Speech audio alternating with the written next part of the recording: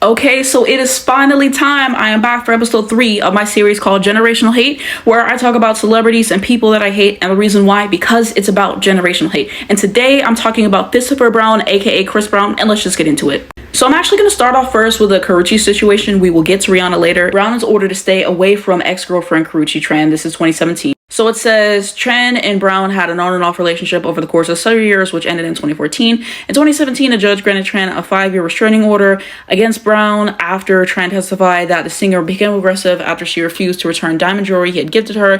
Tran claimed in court via People that Brown had repeatedly harassed her via text message, telling Tran he would beat the shit out of her. She also claimed he had threatened to kill me over text messages, threatened to harass my friends, and threatened to shoot me. Okay, so that is absolutely disgusting. Okay, so we had that. Next up, I got the situation with Frank Ocean. Chris Brown and Frank Ocean investigated for parking lot brawl. So here's the article. It says that Frank Ocean was identified and everything, and he tweeted about how he got jumped with Chris Brown. And I believe that there's a video out there on YouTube somewhere, so you can look at that situation. But that is crazy. Fighting somebody over a parking spot, it's never that serious, okay? You also had this whole situation with, black women saying that he's colorist and him not letting black women into his VIP section of the club, and he responded to it saying some bullshit. So yeah, definitely colorist and everything, so there's that. I don't know why these women with all of his history still want to be around him, and that's a whole different conversation, but that's something I figured out. I was also able to find this article, and it was about how he went on some homophobic rant, which was very distasteful, obviously. And then next up, we got the Rihanna situation. I feel like everybody knows about this one and everything, so there's that. But I had to put this later in the video because a lot of people want to say that this is the only reason that we don't like him, but there's plenty of the reasons that I just stated before, so we already have that and everything. And this is a perfectly valid reason to dislike him. The fact that he did this to Rihanna, he almost killed the woman, okay? And I'm going to show, what happened and everything, basically. So it says that Rihanna opened up about the incident during a 2009 interview on Good Morning America, saying that Brown threatened her life during the episode in order to scare me. All I keep thinking was, when is it going to stop? She said, recalling that she fended Brown off with my feet. Rihanna added, the more in love we became, the more dangerous we became for each other equals dangerous. Well, see, I don't know about that last part. I don't know about that last part. But there's actually transcripts out there that you can go and read and everything. It's a tough read. I do want to warn you and everything. This is more so of a PG version, but that's kind of what she said on it. He said a bunch of bullshit and everything and tried to blame her with the fact that he tried to kill this woman. I feel like that kind of gets lost in the story. Like, this is bad. Also, something that I'm tired of you guys saying in regards to the Rihanna situation, oh, well, she forgave him, so y'all should just get over it. Well, no, I won't be doing that. I won't be doing that. She basically said that she had to forgive him, if I remember correctly and everything, just because it was weighing on her so heavily. Like, that's what she said was the reason for it, and that's her decision. It is what it is, but that certainly doesn't mean that I have to forgive him and stop making excuses, talking about she hit him first and all this other fucking bullshit. Stop lying. Stop lying. Of course, he's going to tell it in a way that doesn't make him look as bad, but when you read the transcripts, like I said, he literally tried to kill this woman. He literally tried to kill this woman, and stop making excuses. It's not the women's fault when they are victims of domestic violence, and we need to stop putting forward that narrative. It's never okay. I'm sorry. It's never okay.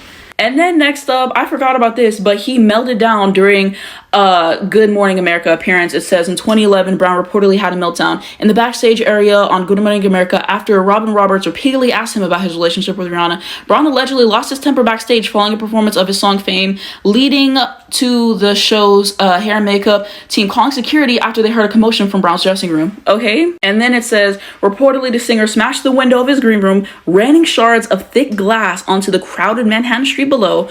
Police were summoned, but Brown and his entourage had left the scene by the time they arrived. As always, we ask questions that are relevant and newsworthy, and that's what we did in this interview. It was in this round. ABC News said in a statement after the incident. That is crazy. That is crazy. He really crashed out because he was getting asked valid questions about why he assaulted and almost killed a woman, mind you. And then next up, it says October 2013, Brown is arrested on felony assault charge, pleas to misdemeanor. So this says Brown and his bodyguard, Christopher Halsey, were arrested in Washington, D.C. after the two were involved in a physical altercation with two men outside of the W Hotel. At the time, the singer was still on probation following his 2009 assault of Rihanna. So here we go, him fighting more people. What else is new? And then in November, he was ordered to leave rehab and sentenced to live in anger management. And so it basically says that he entered rehab after his arrest, but he was kicked out 2 weeks later after he violently lashed out during a family therapy session, smashing the windows of his mother's car with a rock. Shortly after, he was ordered by Los Angeles County Superior Judge to spend 90 days in a live-in rehab facility for anger management. Anger management! Are we seeing a pattern? Are we seeing a pattern? March 2014, Brown is kicked out of a Malibu rehab center and arrested. Brown was kicked out of the court-ordered rehab program for violating the facility's internal rules per TMZ and subsequently jailed for violating the terms of his probation. Okay?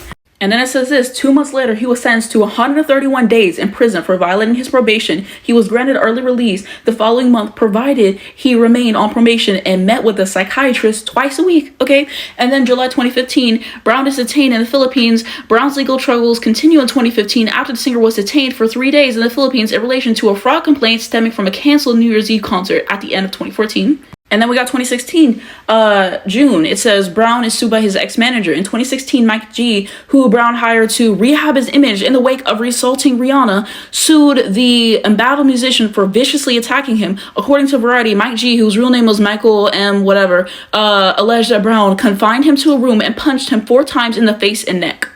His own manager. Now, this is August 2016. Brown is arrested following a stand-up with the police. So you can read that whole situation. And then here's the rest of it. And then 2017, the Karrueche situation, which I already went over, and I'll show it on the screen again. So then we had that. I feel like somebody said that in court she played a voicemail of him threatening her, something like that. I don't know if it said that here, but I wanted to add that as well. But that's a Karrueche situation that we already went over. May 2018, Brown is sued for sexual assault. Lawsuit settled out of court. Says an unidentified woman sued Brown and 2 of his friends for sexual battery, assault, and intentional infliction of emotional distress. Amongst other charges, the victim alleges she was forcibly held down against her will by Brown and his friend, Lowell Grissom Jr., along with an identified female cohort when she asked to leave a party. The trio also allegedly took the victim's phone and would not return it.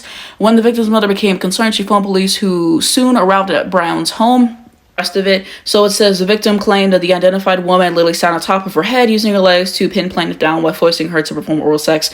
As the doors leading out of the room were blocked and music was turned on to cover up the sounds of any resistance. Following that incident, the victim alleged that Grissom raped her twice more before she was returned her phone and allowed to leave the residence.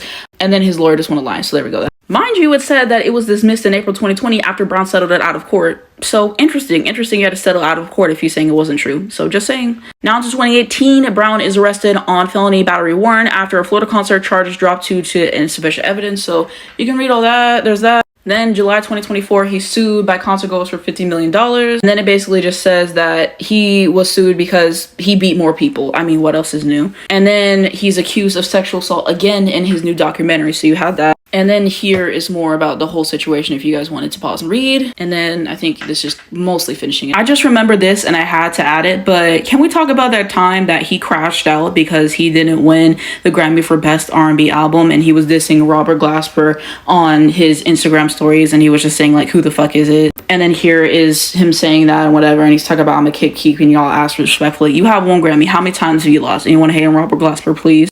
And then this is talking about some other stuff. So there was that and everything. They might have patched it up afterwards. I don't really remember, but that crash out was crazy. I'm sorry. How many times have you lost? And fuck Jordan Sparks, because she was trying to talk about we lost the Grammy because of the Rihanna situation. Basically, that was probably decided beforehand. And even if he did, rightfully so, he should lose that shit. That should never gave him a Grammy in the first place. So fuck Jordan Sparks. No one give a fuck. Okay, everyone will talk about Battlefield, a song that was released 16 years ago. Career in the fucking toilet. You go to see him live, he doesn't bring you up to stage to perform the song. I don't give a fuck. Fuck Jordan Sparks. Okay, no one give a fuck. No one give a fuck. But yeah, he's been involved in a lot of violence, and it's so bad to the point that I was learning new things that I had never even heard of before, because I was like, let me look this up real quick to make the video. So those are the main reasons that I don't really care for him, and his fans are so stupid trying to act like the Rihanna situation is the only reason why we don't like him. And I gave you a plethora of other reasons. Okay, people act like it was just that, and he stopped and he reformed and he got better, and he didn't. People want to talk about some Man in the Mirror performance that he did where he was asking for people to forgive him, and then what does he do? Continue to harass women, beat women. Isn't there a photo of him like choking somebody in public? I think that might have been him. I don't know, but I mean, look at his past history. Can you blame me? And so there was that.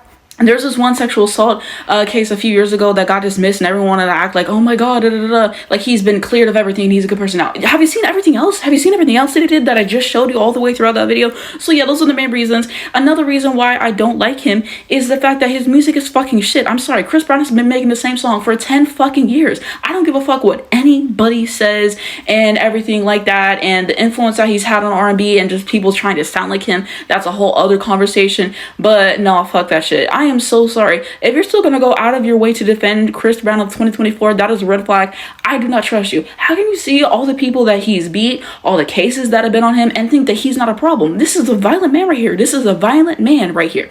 I'm tired of people making excuses for him. His fans are going to be up and down making comments and everything because anytime I see him in fashion, I'm disgusted. I'm disgusted. And I'm going to call this shit out every time. I do not give a fuck. I don't care what you got to say in these comments about what I said or whatever, everything. The truth is the truth. I don't know why you guys go out so hard to defend him. It would be one thing to say, I like his music, he's a piece of shit, because at least that's honest and you can hold him accountable for what they did. But they try to excuse what they did, and that's never going to sit right with me. So another thing that I have to add is people are giving him way too much for his so-called performance value and all this shit. Him doing all these backflips on stage and everything like that. And I saw somebody on Twitter and they said spray a cockroach's rating, they'll get the exact same performance. Exactly. And people are trying to say that he on Michael Jackson level, that he on Beyonce level. Like, what the fuck are y'all on about? Y'all set him up all the time. The one semblance of sense that this man said basically said, I can't compete with those people. I can't compete with those people. Fuck Chris Brown. Fuck Chris Brown. Y'all are so delusional. I'm sorry. Yeah, until the day I die, it's fuck Chris Brown. It's fuck Chris Brown. You defend him, I'm looking weird at you. And yeah, another episode of generational hate, because it's about generational hate. And that's what I have for Christopher right here.